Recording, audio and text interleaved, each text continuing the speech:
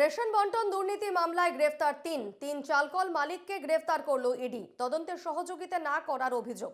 সোমবার গভীর রাত পর্যন্ত ধৃতদের জিজ্ঞাসাবাদ।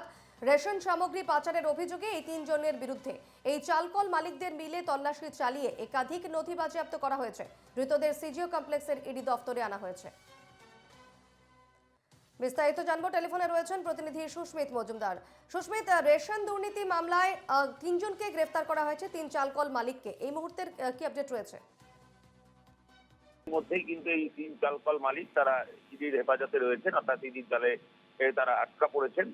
তার কারণ এদের গতকাল থেকেই এদের জিজ্ঞাসাবাদ এদের চিঠি দিয়ে ডেকে পাঠানো হয়েছিল এবং এদের সঙ্গে কথাবার্তা বলে বিস্তর অসঙ্গতি পায় এবং ইডি যখন আধিকারিকরা এদের চালকলে যায় সেখানে বেশ কিছু ভুয়ো নথি সেখান থেকে উদ্ধার হয়। অর্থাৎ যে প্রশ্ন ইডির আধিকারিকরা তুলেছিল আদালতে যখন জ্যোতিপ্রিয় মল্লিক অর্থাৎ খাদ্যমন্ত্রী, তৎকালীন খাদ্যমন্ত্রী, তিনি ধরা পড়েন এবং তাকে জিজ্ঞাসাবাদ করা হয়, তার যে সহচর যারা ছিলেন, সঙ্গী যারা ছিলেন, তাদেরকে জিজ্ঞাসাবাদ করে একাধিক তথ্য উঠে আসে।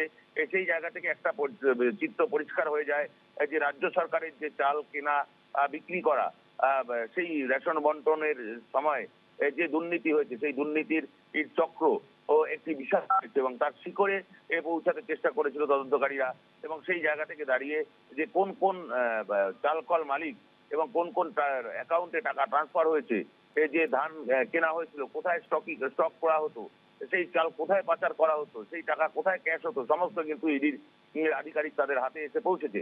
সেই কারণে ইডির আধিকারিকরা পরবর্তীকালে দেখা গিয়েছে যে এই বাকি যে তিনজন আজকে যাদেরকে আটক করেছে তাদেরকে ডেকে পাঠানো হয়েছিল গতকাল রাতেই এবং গতকাল রাতে তাদেরকে ডেকে নিয়ে আসার পর তাদের জিজ্ঞাসাবাদ করা হয়। তাদের সেই নথি, যে নথি তাদের গোডাউনে গিয়ে, তাদের চালকলে গিয়ে তারা বাজেয়াপ্ত করেছিল, সিজ করেছিল, সেইগুলোর সঙ্গে যখন তাদের জিজ্ঞাসাবাদ করা হয় তখন বিস্তর অসঙ্গতি পাওয়া যায় এবং তারপরেই তাদেরকে আটক করে, অর্থাৎ তাদেরকে গ্রেফতার করে।